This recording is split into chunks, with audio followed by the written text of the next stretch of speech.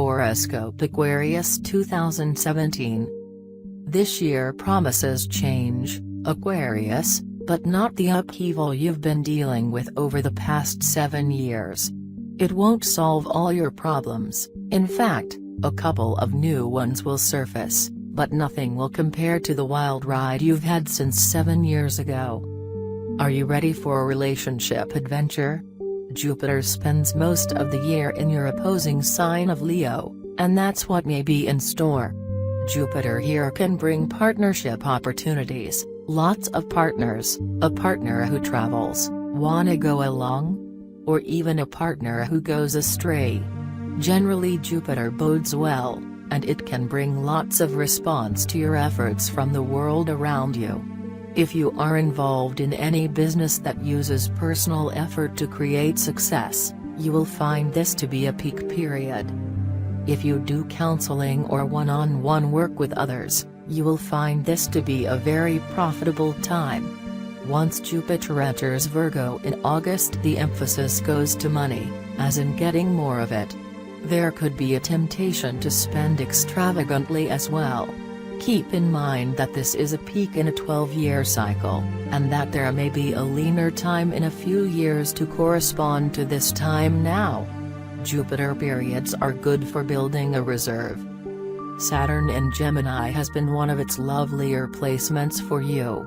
Of course, it's not great to have Saturn anywhere in the short run, but in the long run Saturn brings us our greatest, most robust rewards, if we do our work and live an honorable life. Though Saturn's placement in Gemini put a damper on your fun, it also meant that you were serious enough to want to create things of lasting value. By now, you should be seeing some manifestations of that.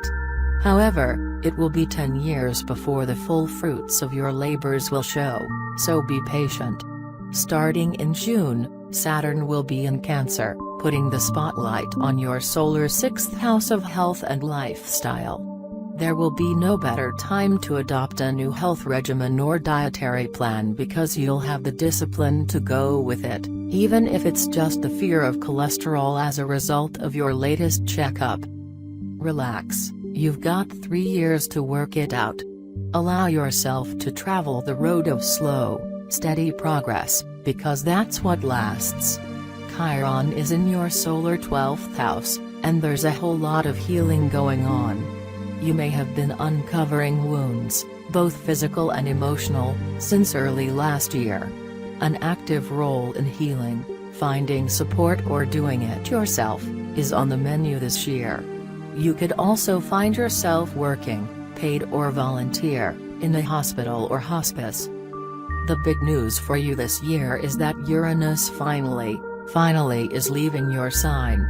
It moves into Pisces in March, then makes its last gasp return to Aquarius in September to finish out the year and make sure you've really gotten that final course correction.